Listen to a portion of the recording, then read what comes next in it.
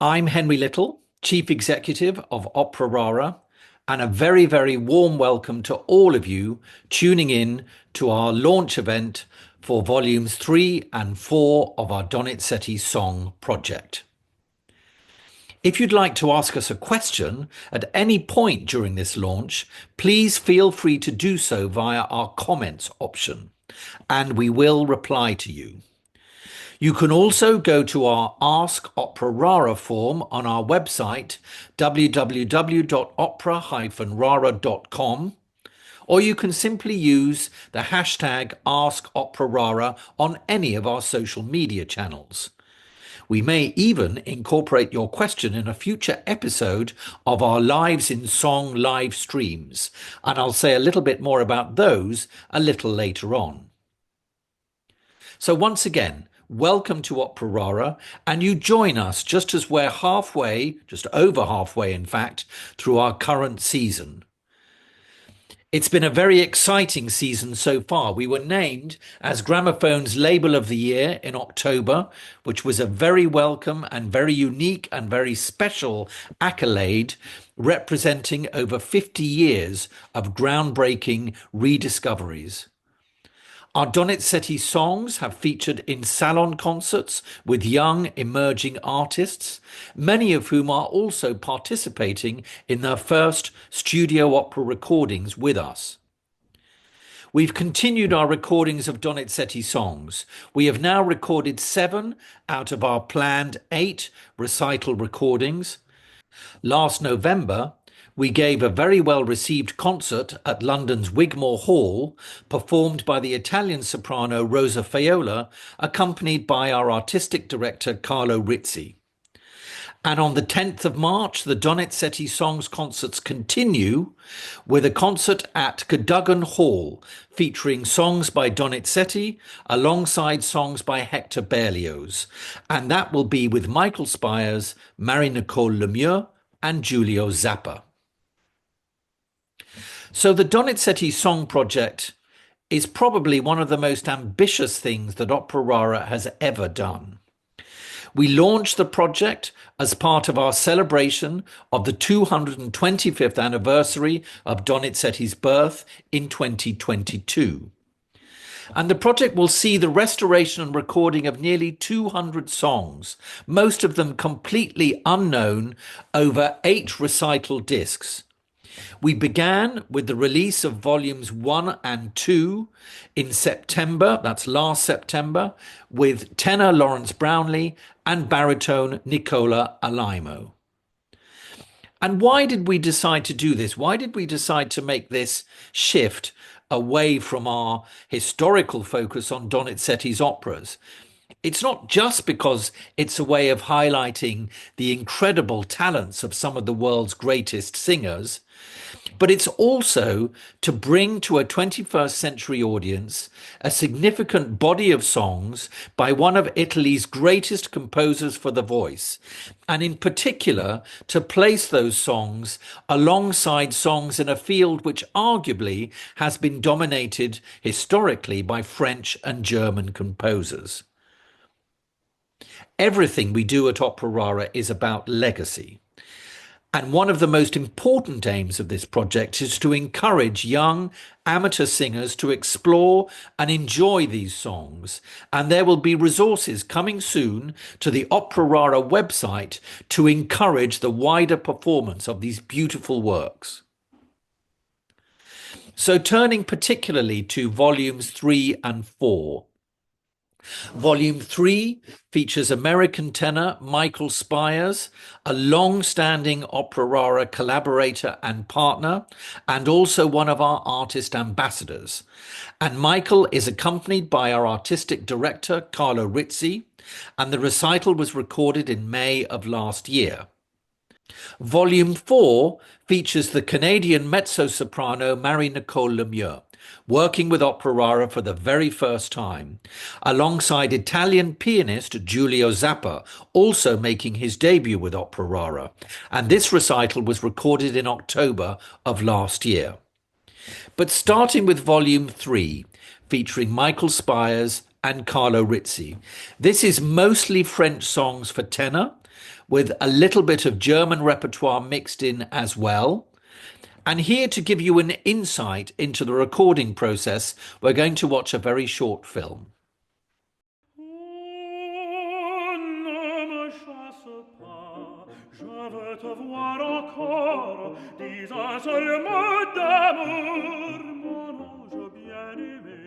These lieder from Donizetti, they're extremely challenging just simply because of the tessitura. You have to be able to sing very operatically, but also the most intimate sound that you can possibly make.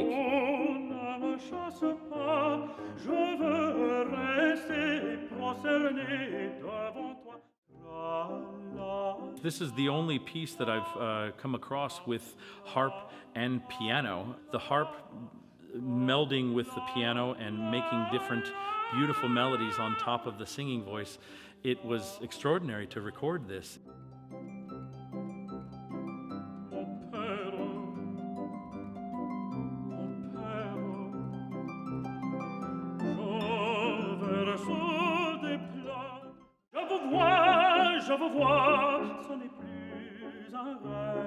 These show a completely different side of him and show the fun and the light and the excitement that he had for life and music in general.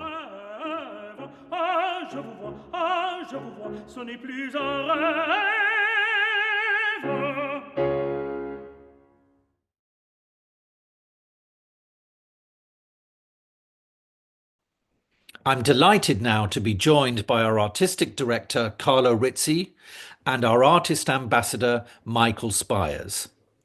Carlo and Michael are going to have a short conversation now in which they share some of their insights from making this very special recording. Hi to everybody. I'm Carlo Rizzi, Artistic Director of Opera Rara, and today I'm here with my friend and colleague Michael Spire to speak about the new release of the third volume of our big project of the Donizetti song. Ciao Michael, how are you? Salve, I'm doing great here in Vienna.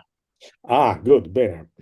Now, this is the third CD of eight, and this is actually the second time that we work together, and we work together in both cases in with Opera Rara, because we did the first album that we did together was what in 2017, correct? Yes, And yeah, and then we recorded now this Donizetti album in well last year in May 2024. You are also one of our artist ambassadors of Opera Rara. That is a great thing because obviously Opera Rara is all about singing, rediscovering opera. So it's important to have people like you, like Hermonella, that sort of wave the flag for this kind absolutely. of repertoire.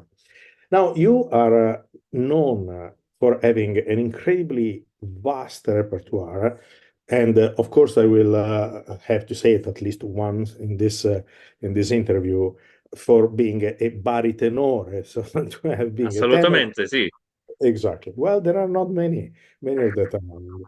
Now, you have done, as we're saying, a lot of repertoire. Now you're doing also different thing from Donizetti, you're doing Wagner. Now you are opening tomorrow Fidelio, correct? In Vienna. Now, the first question that I would like to ask you, if you can just tell our listeners, what it was for you like recording a full CD of songs of Donizetti, for you, for your voice, for your approach. Absolutely incredible, to be honest, because Donizetti was one of the only true masters of the voice. He knew the voice, the ins and outs, and because of his upbringing with Maier, he understood vocal line and he really understood the baritenori technique because his mentor Maier was one of the only ones that's well known in that earlier period, and he grew up with the operas of Spontini and especially Maier, and the vocal writing that he was able to do and to really understand the voice. No one else was writing in the history of opera in that way. But Donizetti really came from that older schooling that was between. It was really the romantic way of writing for the voice that was in between this baritone and tenor. And Rossini was another who came out of that and really exploited it to its biggest extent. But Donizetti, unlike anyone else, he was creating these long. I think he was the first one to really kind of connect the length of phrases of French music, but put it into the Italian language. And it's so interesting because a lot of times Italian songs, in especially the Baroque time and before him, you have a few phrases that you repeat many many times, but the interesting thing with this leader is getting to know his intimacy with words and really what you can do with these songs in particular. It brought to me a new way of thinking about Donizetti, because I knew he was already a genius and had fortunately been able to do a few projects. As you know, we did some Donizetti with in the Dupré album, Espoir, and I've done a few other pieces with Duc d'Alba, with Opera Rara, and Les Martyrs. But doing this leader and whole album, I have to say, was one of the most vocally demanding and artistically demanding things that I've ever done in my entire career, because of how much he asks of the singer. And as you know, as the pianist with me, there are moments that are really really difficult for you, but the biggest part is us being together and making music out of the sparse accompaniment at times. But I do not envy you. But vo- vocally, it was really, really just as demanding and difficult as any of his operas, to be honest, to do an entire album like this in the length of the time that we did. And as you'll discover on this album, there's a few pieces that are really they're unlike anything else. Particularly the piece written for Nori. I find it fascinating. It's this soliloquy of almost this Mephisto back and forth between between the two characters. It's almost like an Erlkönig, but even longer. I think it ended up being 12, 13 minutes. And I've never come across anything like that. It's a full grandiose scene with voice and piano. So I find it fascinating, and I'm so excited for the world to understand a different a different feeling for Donizetti as I did while going through this. And you've of course already recorded a few of these albums, so you kind of knew that it was going to be a discovery. But I'm sure that when we were doing this together, it's with some of these, they probably opened up your mind too and made you go, "Oh, wow, that Absolutely. doesn't sound But like Donizetti," exactly, and there's something that you have touched on because, as you know, there is one recording for tenor with Larry Brownlee that is already out, and Hmm. the Italian songs, you have done the French songs, and there Yes. is actually a difference as you were Hmm. underlining. And the French, I don't want to say that they are more complex, but they actually are in a way. They are In a more way, yeah, instrumental, I think. And yeah, so for me, what was interesting in discovering during this work, we have already done few of this recording, is actually the almost everlasting inspiration that he has for the melody and for the word attached to the melody, because exactly. you know, you have recorded 18 songs, and almost all of them, they are really special and very particular. Now, there were some songs that were also featuring different instruments, not only the piano. And one in particular that I would like to mention, the one with the harp. And the reason why is particular because there have been some other songs where the harp has been featuring, but without the piano. So it was the harp and the voice. Exactly. This has been written for piano, harp, and voice. Now, I'm not sure if there was a specific reason, like I don't know, the destinatary of this song had the wife that was playing the piano and the daughter that was playing the harp. I don't know, maybe. Exactly. Yeah, it was a That is favor not a for good thing. someone who was giving money. Yeah. Exactly. Well, we are all artists, and Yes, and um, and so that presented some actual difficulties because harp and piano, there are not a lot of things for harp and piano together, and we had a wonderful harp with Sally Price, and for me it was interesting to see how Donizetti also tried to differentiate the two instruments, the piano and the harp, exactly. because this is a song that talks about the fact that this guy has been left with the harp, by his Mhm. father, and so playing the harp is like remembering his father. Actually, maybe we can listen to this because it's a really beautiful song. Lovely. Désespérés, sachons feindre la joie, sachons feindre la joie. L'homme heureux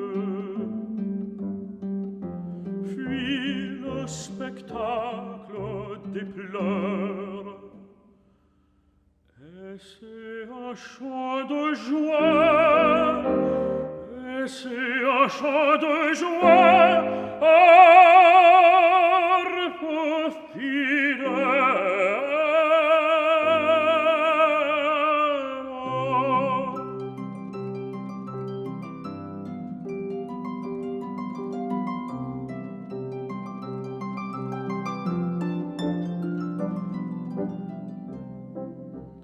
Ô ma harpe, sois toujours prête à redire un joyeux. Well, I think that was really incredible with the real dolce of the harp doing this C major while the narration sometimes is in minor, sometimes in major, and then comes this C major with the harp. And so you uh, in this song you are also telling a story. I mean, not Hmm. just saying a word, but telling a story that is actually quite a sad story. And how do you approach this? Because you were talking also about the fact that the Mephistophelian song, have two different characters. How do you approach this with your voice? You are, after all, one person. Well, it's really interesting to me because especially this, I do tend to be very sensitive to when if there's a piano accompaniment, I can sing in a certain way, but with harp, I have to. It brings out a different emotion, when you hear this instrument. And same thing as when we did the le violon crémeux. The you react to different instruments in a different way, and you have to bring a new color. That's what the whole idea behind it. And I found that piece to be fascinating, yeah, for that fact, because usually you have the piano and just voice, and the piano just imitates the harp. But here we had to have two contrasting feelings and sounds. And I find that in order to in order to sing what the composer wanted, you really do have to change and shapeshift and find that emotion, that Donizetti in this case really wrote for, because that's the entire point of Lieder, even more so than being on the opera. The entire drama can be just as intense, even if not even more. But it needs to be really intimate and get the timbre correct, and the feeling of the words are so special within these songs, and the texts are wonderful as well. What Donizetti said to them, really great, and that's why I find it so fascinating, because he was an Italian, and but he did speak French, but his connection to the French language is so fascinating to me and absolutely astounding. It's a bit like Gluck and Rossini as well. They just were geniuses, and they understood the French language and the nuance between the French and the Italian. And that's why I find it. I'm so happy to do these French songs, because, of course, Donizetti's known for La Fée du Régiment in French, but most people don't know his other operas in French. He wrote so many incredible, incredible operas in French, but you can really find his mastery of the language within these Lieder. Yeah, no, you're completely right into this.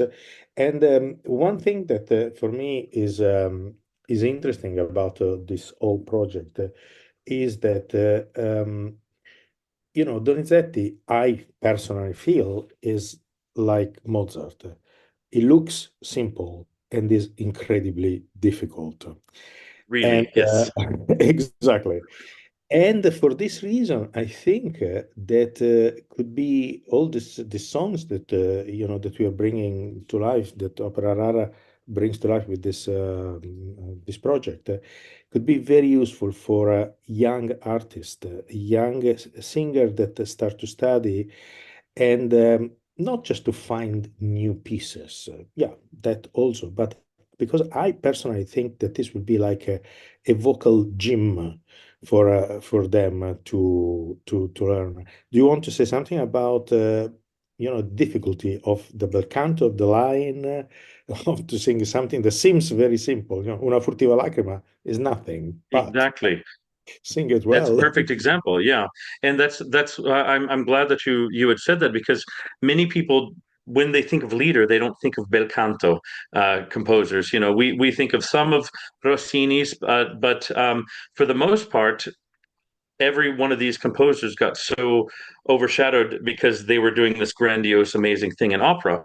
But with the leader, it was just as important. And you can tell that if you can successfully sing these leader and practice them and really get the breath control and the voice in place to be able to sing these leader, it will directly translate to the operas further on in the career. And especially when you're younger, you don't have to risk as much, and you can't. And if you can sing these songs, you will eventually be able to sing the operas. And that's why it's a frustrating thing in the younger years is that many people who want to go into this real bel canto repertoire, they have to wait around for 10 years doing small character tenor roles, which is what I did. My first roles, 13 roles were all character tenors, but the leader repertoire was somewhat what I found some solace in being able to really expand my voice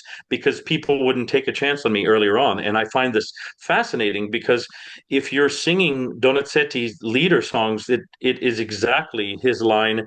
And it's so difficult that once you practice this, you can go to an opera and it really will translate brilliantly. And so I find it a great way to get younger people to get used to the long lines of Donizetti.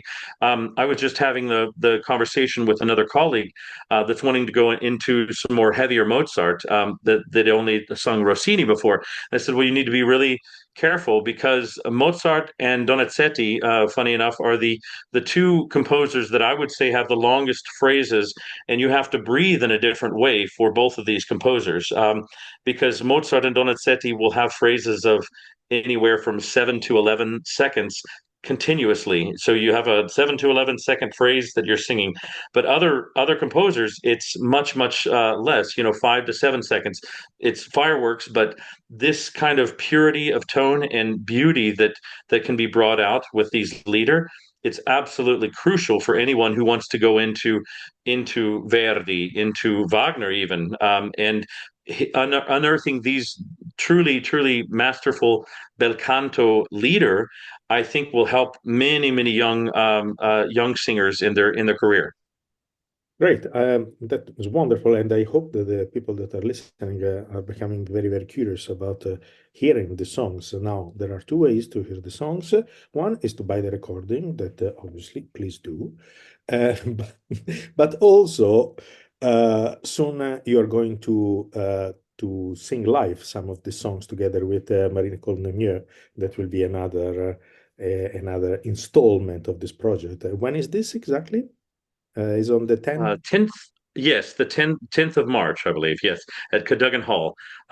Tickets are still available, I believe, but it's going to be an amazing evening because the program we wanted to stage was kind of the historical kind of clash between Berlioz and Donizetti, because they were both absolute geniuses, but oftentimes when geniuses get together, they don't gel so well.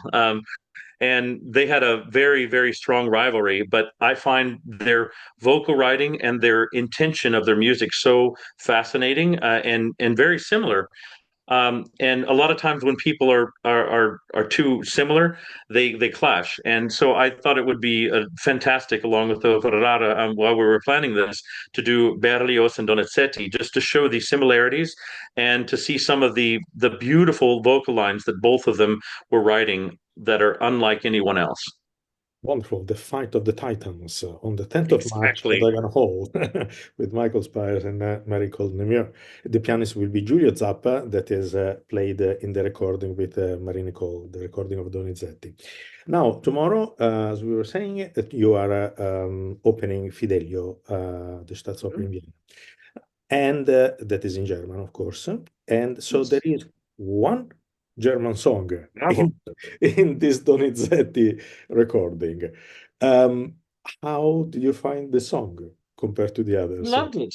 Really, such an interesting little tidbit, because when I've played it for some friends, they said, "No, wait, that was done with Betty?" And said, "Yes," and said, "This is gorgeous, and the German's so interesting, and it's so well put to this Volkslied, basically."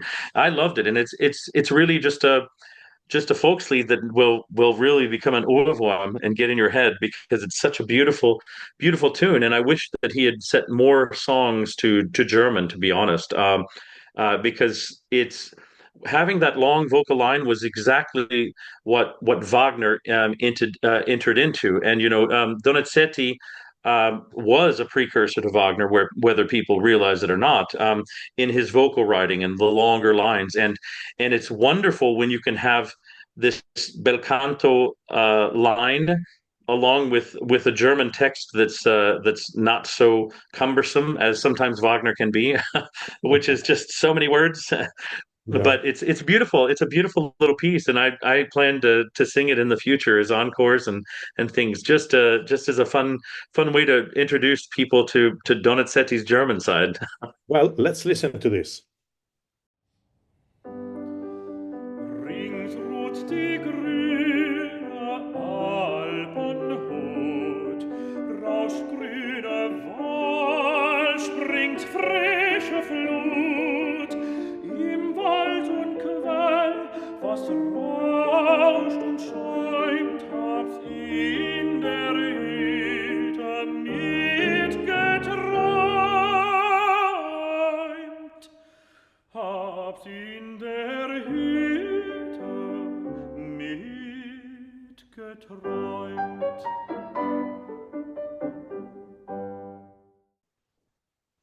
Before we continue to talk about Volume 4 of the Donizetti Song Project, I want to tell you all about our new Opera Rara Insider series, which is Our Lives in Song Donizetti.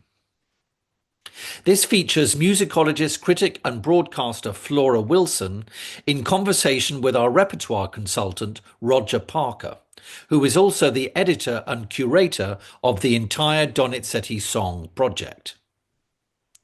We're now halfway through the series, tracking Donizetti's life and compositions, and there are 3 more episodes coming soon. I was at the studio for the recording of the most recent episode, and it was fascinating to hear some of the insights coming out of the conversations between Roger and Flora. And here's a short clip to show you what I mean.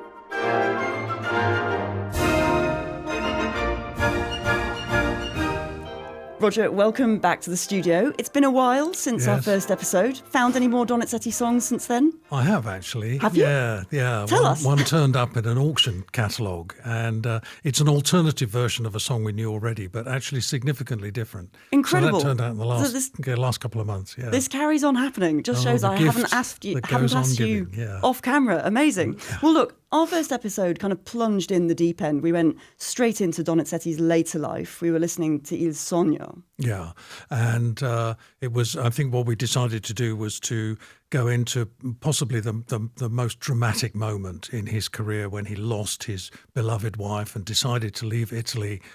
He said forever. So yeah, it was a really critical moment. But what we're going to do now is go right back to the beginning and see how that worked out. So Donizetti started composing around 1815, I think, at least his operas. Yeah. That's when that begins.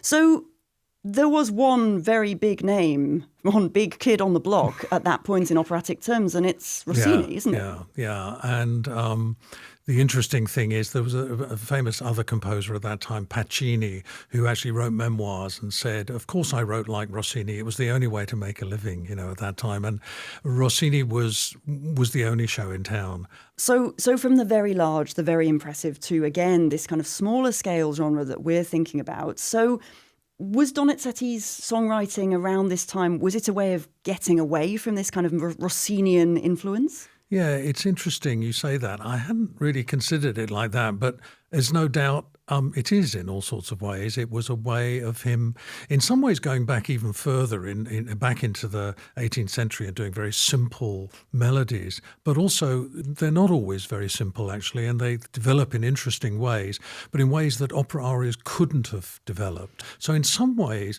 harmonically and formally, they're actually more complicated than the opera arias, but they're obviously much simpler in terms of the kind of vocal demands, because these were mostly made for amateur singers. They were for singing at home. Yeah, we'll come back to that a little later in relation to Don Genio specifically. Let's think just a little bit about Donizetti's own upbringing. So he grew up in Bergamo, outside Milan, northern Italy. Yeah. How much opera would he have heard when he was growing up? Well, quite a lot. I mean, there were travelling troupes and there was a theatre in Bergamo that played music. But I think one of the most important things about Donizetti is that he was taught by a Bavarian, Simon Mayer.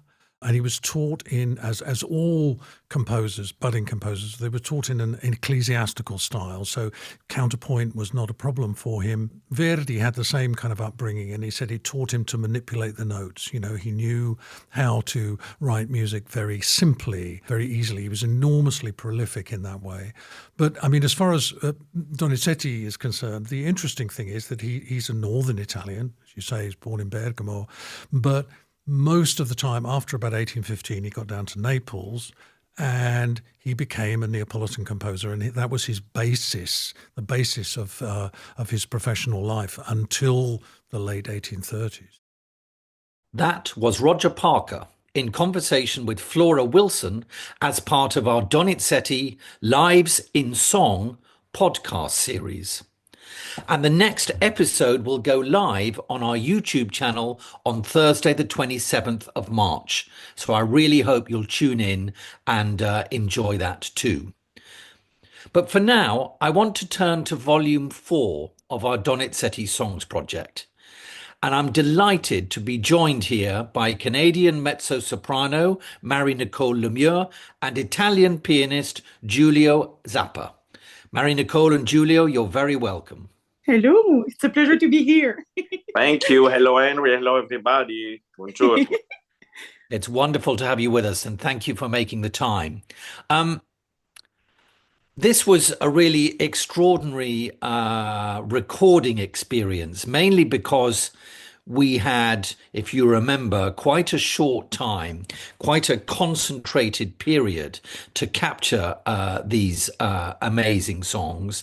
And I think for me, that really gave it a artistic energy, a kind of impetus to really dig down and explore this material in what for me was a really fascinating process. So we're going to now show you a short video to show you what we mean.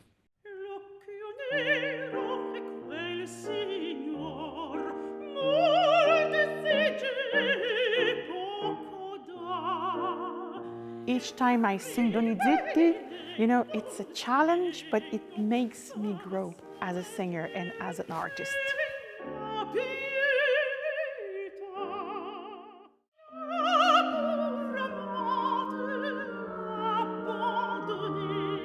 I really enjoyed the song with a harmonium. It's like an opera for a living room. I like it because, you know, it's talking about having loving feelings, but in a church.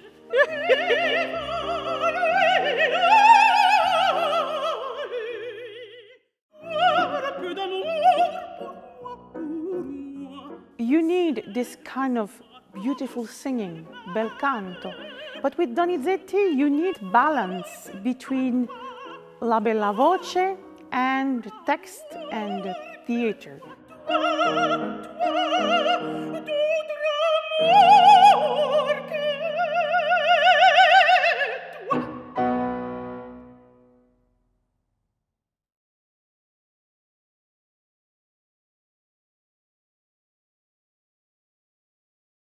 So, Marie-Nicole, let's start with you, if I may. You've made. You may. Thank you. You've made many recordings, and you're very experienced artist working in the studio, and you're also a specialist worldwide in the bel canto repertoire. And so, in that kind of context, what for you was special about this project? The quality of the music, the quality of the line, it impressed me a lot. You know, how it's always amazing to realize, you know, those person like Donizetti, how they knew how the voice worked. And it is so interesting. And I was really pleased by the humor, the spirit of Donizetti, especially in French. I really enjoy, you know, to go in this kind of funny songs and of course to go in the madness. And you know, for me it was nice to just let the voice flow, but with emotion. It's always, you know, for me it's always an interesting exercise in bel canto to keep the balance with quality of voice and expression. And for me, it's always a moment that I could use to grow and to be a little bit better after. I think you're right. I think one of the things about these songs is there is this sense of play, this sense of humor that you just talked about. Yeah. But there's also real emotional depth, isn't there? I mean, I'm thinking, for example, of La Folle, for example, where we get this extraordinary insight into character, which Donizetti seems to be able to conjure in this very intimate voice and piano context. And in a political context as well. So, you know, it makes me realize that Donizetti was a man of his time, you know, because we're talking about, of course, politics with Napoleon. It was a huge moment. You know, this period was really, it was really a fear and hope for both sides of Europe. And also, you know, this exploration and this question about madness was really important with Donizetti. And religion as well. You know, if I think about La Novice, you know, this kind of religious thing, you know, you go, it's so desperation and hope. And I think it's kind of really romantic epoch, you know, so he was a man of his time, I think. Absolutely. And I love that polarity about desperation and hope. I think that's that's a very good phrase. Giulio, let's turn to you now. You're a very experienced accompanist, and you've worked with a whole range of singers worldwide on lots of different projects. As an Italian pianist, particularly, what was it like for you to record this full album of songs by one of Italy's most loved and most well-known composers? Well, for me, it was surely a big opportunity not only to perform with such an artist and person like Marie-Nicole, but also the opportunity to show to the audience and to young singers as well how these so famous composers of the bel canto period were not just opera composers. And this is also something that all singers should know, also Italian ones, I would say, because rarely these songs are performed. And I'm not speaking just about Donizetti, but I can also mention Bellini's song, Verdi and surely Rossini's song, especially in his maturity. Marie-Nicole mentioned desperation, human psychology, and madness. The thing that these composers were so great on stage really comes also into the songs, because all the songs are really like little dramatic monologues, which makes the work very difficult because you don't have a stage, you don't have a costume, you don't have lights, you don't have a scenography, you don't have a director. So you are all together. And the piano should be the same. I should be the lights, I should be the scenographer. And you have a lot of this psychological inner inside, which I think it's very curious, but at the end it was also the story of the composer, because the composer that died mad. He suffered a lot because his life was full of losses and full of sufferings from his parents, his wife, his only child, and all these miserable experiences can be absolutely found in the music. And so for me, it was a great experience, a big opportunity. I also hope that this can start something in the repertoire of the recitals around, because I think these composers need more justice. I mean, it's a kind of big guilt of Italian music to be the music of opera. So they forget that he also wrote something else. Sometimes that's not fair.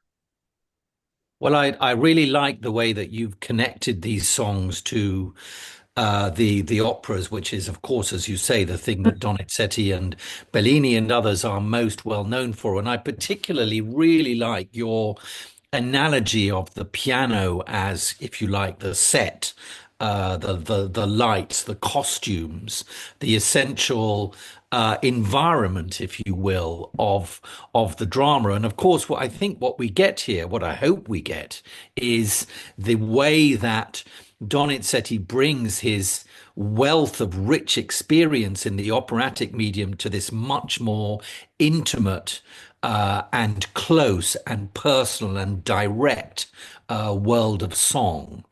So let's give you an example. Let's listen to a little excerpt.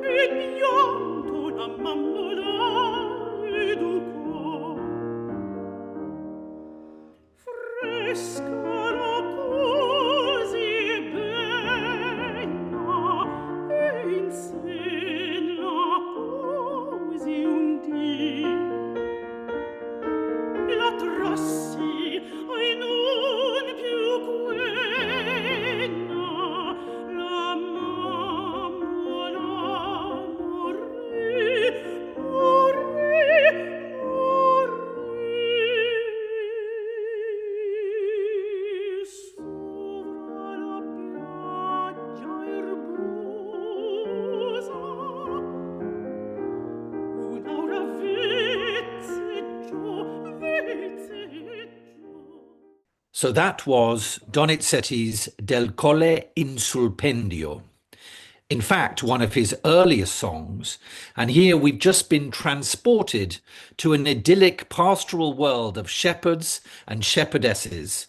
It's sung by Marie-Nicole Lemieux, accompanied by Giulio Zappa. Now, if I can just continue, something that Michael Spyres and Carlo Rizzi spoke about in their interview, which I thought was a really interesting question, and I'd like to ask you the same, which is, having completed this project of recording so many songs by Donizetti, what have you learned about him as a composer and as a person? Marie-Nicole, let's start with you. For me, yes, I discovered someone, a real professional, you know, in the meaning of, as I said, you know, how he can manage, a line. And I'm thinking as a singer, of course, and it's always great to sing something, good for the voice. And some composer, they are not good. And again, what it surprised me is his appetite for laughing. And it's really interesting because the funny pieces was almost in French. So I suspect, but I don't know it. But I suspect that Donizetti had a great time in France. maybe. And maybe, for him, it was a language of spirituality, of more humor. And that's what I felt. I felt that, maybe he really had a great time in France because all this funny, I think, thinking about Prière à Sainte Catherine, Pas d'autre amour que toi, it's so, and of course in his opera as well, in French, it's funny, it's spirit. So I suspect that. I don't know if I'm right. And of course, he really, and in Italian, all those little songs that we just heard, like Del Col Sun Pendio, it express as well, and it shows a lot of metastase texted. And I think he was looking for a way to appreciate every little moment of happiness.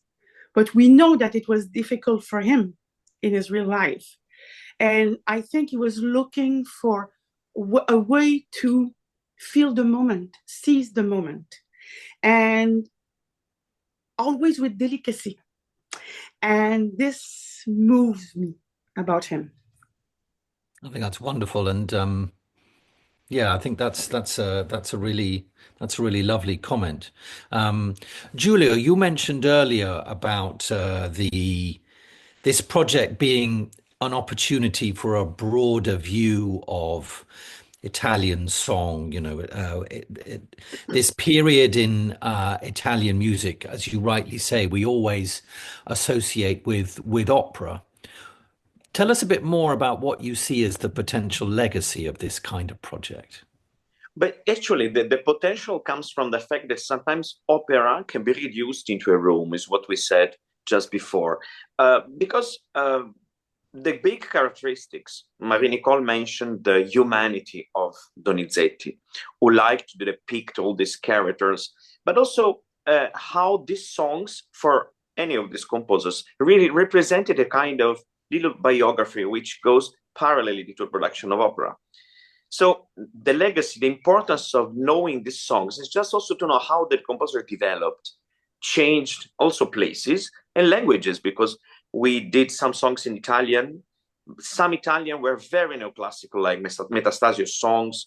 Some were about politics, like Marie-Nicole mentioned, which is one text is by Silvio Pellico, who was a patriot in Italy, who wrote poems during his staying in prison in the Spielberg in Austria during the Empire. And then we have the texts in French, like Marie-Nicole said. I think that Donizetti had fun also in Napoli, which was to be a funny place. And then also Napolitan songs. And if they're not writing Napolitan dialect, they have a Napolitan color. I would say Mediterranean color, even if Donizetti was like me from the north, so even from Bergamo. So you can see like a biography in his way of writing, both from the language point of view, but there is also another thing, which is the characteristic of Donizetti, which is how he can be sweet and tragic at the same time. So it can be opera buffa, drama, but sometimes also the two things together. So the novice, yes, she's running away from love, but she likes the idea of love. So the temptation is still there. La Folle de Sainte-Hélène, she's crazy about the death of Napoleon, but basically she lived for these ideals of freedom, of justice, I don't know, equality, I don't know, whatever. So it is also political and becomes psychological. So there is, like in life, a mix of good and bad, of good news and bad news. And I think that Donizetti succeeded in doing that despite his life was full of tragedies, because at the end it was full of tragedies. But we know from the letters, from the Epistolario, that he was a really generous man and nice almost with everybody, which was not the same in the other way, but because not everybody loved him, but he was very generous with everybody. Yes. Now, we're going to have the enormous pleasure of hearing you both perform some of these songs live when you'll also be joined by Michael Spyres in just a couple of weeks for our concert of Donizetti and Berlioz on the 10th of March at London's Cadogan Hall. Tell us a bit about the programme and what we can expect on the night. Marie-Nicole. We can expect a real nice portrait of those melody, those songs that we're talking about. I mean, I have to say a personal word. I'm really happy to see you again, Giulio. So am I. Can't wait. To sing with you again and to sing with Michael, because the last time we sang together, it was in 2018. So it will be a really, it's with a great happiness and great emotion that I will sing this recital. And of course, it's really nice because we really chose something like portrait of Donizetti. So some of French songs, some Italian, we're talking about this famous Folle de Sainte-Hélène.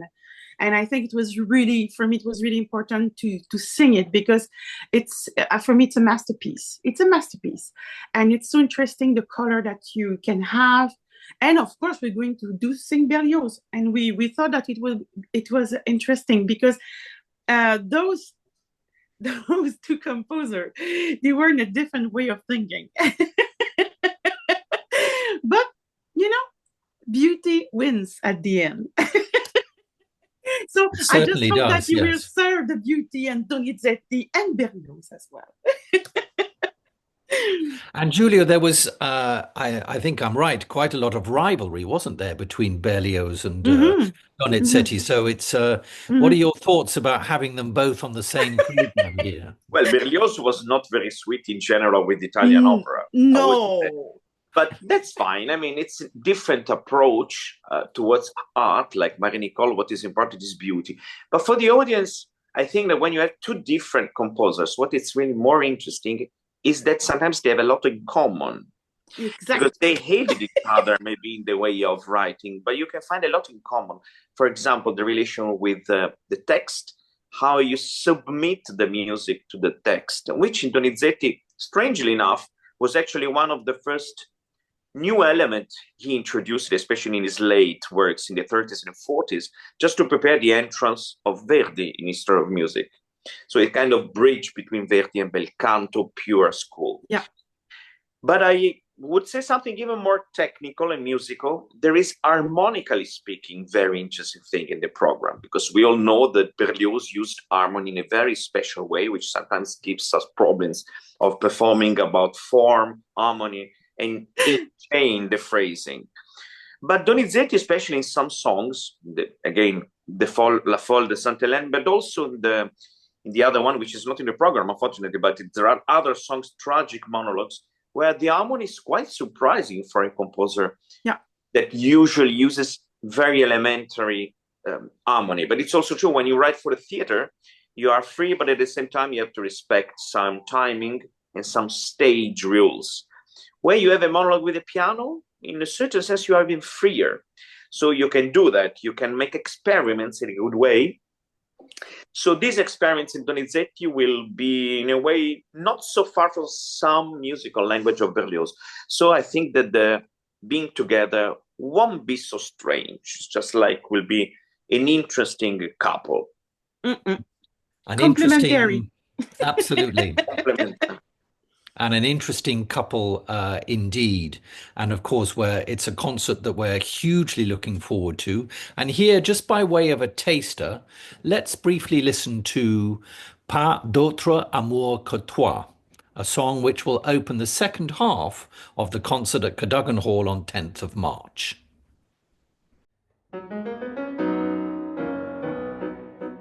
Si tu voulais, toi que j'aime, avoir un peu d'amour pour moi, c'est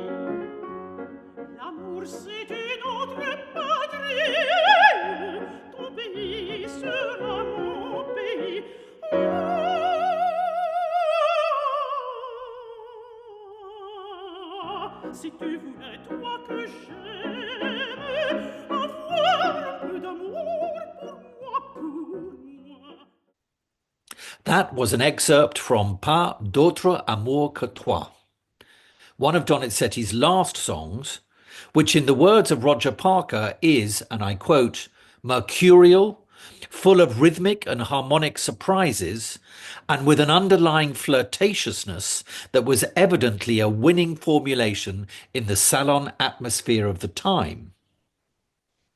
I want to thank Michael Spyres, Marie-Nicole and Giulio Zappa for taking the time to be with us.